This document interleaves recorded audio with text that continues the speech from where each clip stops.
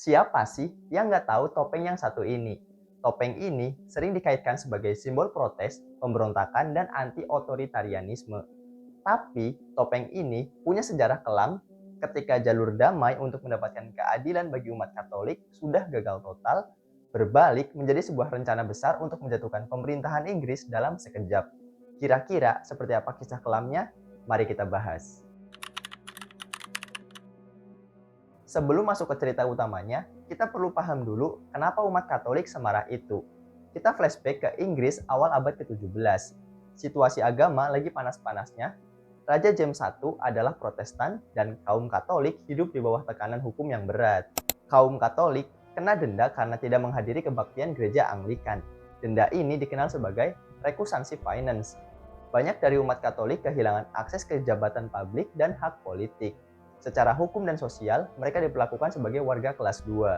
Di titik ini, Robert Catesby sampai pada kesimpulan ekstrim. Kalau cara damai udah gagal total, menurutnya, satu-satunya jalan adalah menghancurkan pusat kekuasaan negara. Maka disusunlah rencana Gunpowder Plot untuk meledakkan gedung parlemen pada saat sidang 5 November. Ia mulai mengumpulkan orang-orang kepercayaannya, termasuk Thomas Wintour, John Wright, dan Thomas Percy. Targetnya jelas, yaitu meledakkan Raja James I dan seluruh parlemen saat pembukaan sidang.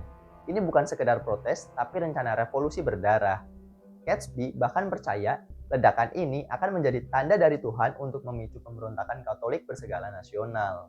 Untuk menjalankan rencana sebesar ini, Catesby butuh orang yang tepat. Seorang yang berani, punya pengalaman militer, dan tidak mencolok di London. Pilihannya jatuh pada Guy Fawkes. Guy Fawkes bukan bangsawan, ia adalah veteran perang yang bertempur di pihak Katolik Spanyol melawan Belanda Protestan. Pengalaman militernya membuat ia paham senjata, bahan peledak, dan disiplin operasi rahasia.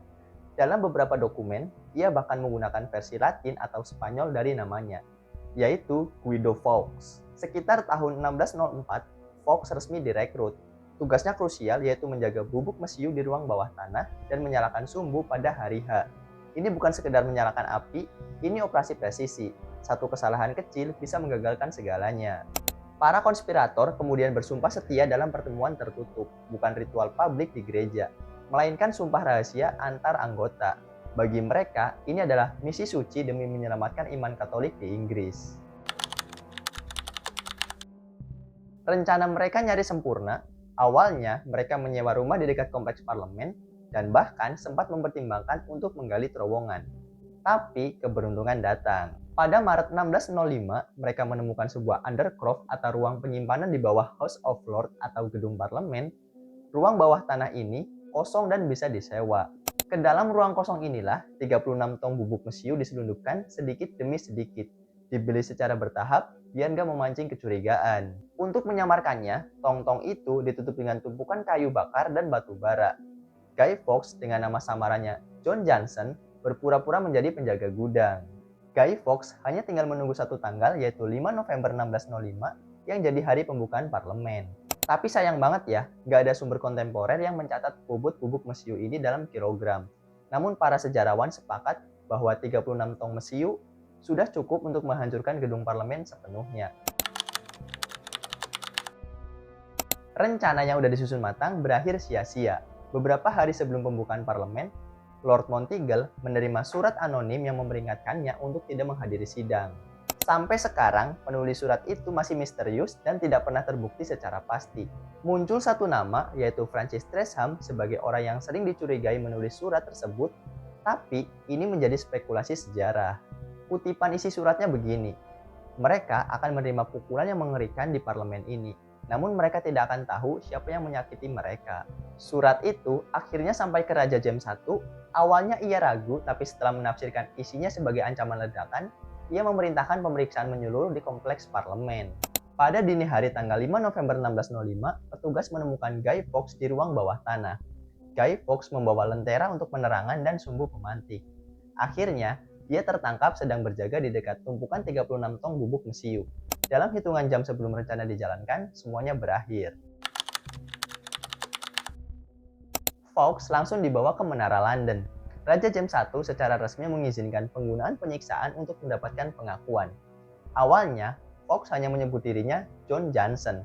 Namun, setelah disiksa menggunakan rek, Ini ilustrasinya, kaki sama tangan diikat dan ditarik berlawanan sampai persendian meregang dan copot. Ngelihatnya doang ngilu ya.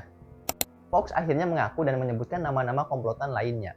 Saking parahnya siksaan yang diterima Fox, sampai-sampai tanda tangan pada dokumen pengakuan hampir tidak terbaca. Ini bukti kondisi fisiknya yang hancur akibat siksaan. Nah, para konspirator lainnya melarikan diri ke Midland, dan sempat terjadi perlawanan di mana konspirator ini baku tembak melawan pasukan yang jumlahnya 200 orang dan akhirnya tertangkap pada 8 November. Robert Catesby dan Thomas Percy meninggal akibat luka terkena peluru. Lalu sisa konspirator yang masih hidup, mereka dibawa ke Menara London untuk ditahan, diadili, dan dijatuhi hukuman bersama Fox. Hukuman bagi pengkhianatan saat itu adalah hanging, drawing, dan quartering. Artinya, digantung, dipotong-potong, dan potongan tubuhnya dipajang sebagai peringatan publik. Pada 31 Januari 1606, Guy Fawkes dan para konspirator lainnya dieksekusi. Tubuh Guy Fawkes yang udah lemah akibat siksaan dan penyakit kesulitan menaiki tangga tiang gantung. Dengan susah payah dan dibantu Algojo, Fawkes akhirnya dihukum gantung. Tubuhnya dipotong-potong dan dipajang di kota biar warga bisa melihat. Inggris akhirnya lolos dari kehancuran besar. Namun tekanan terhadap umat Katolik justru makin diperketat.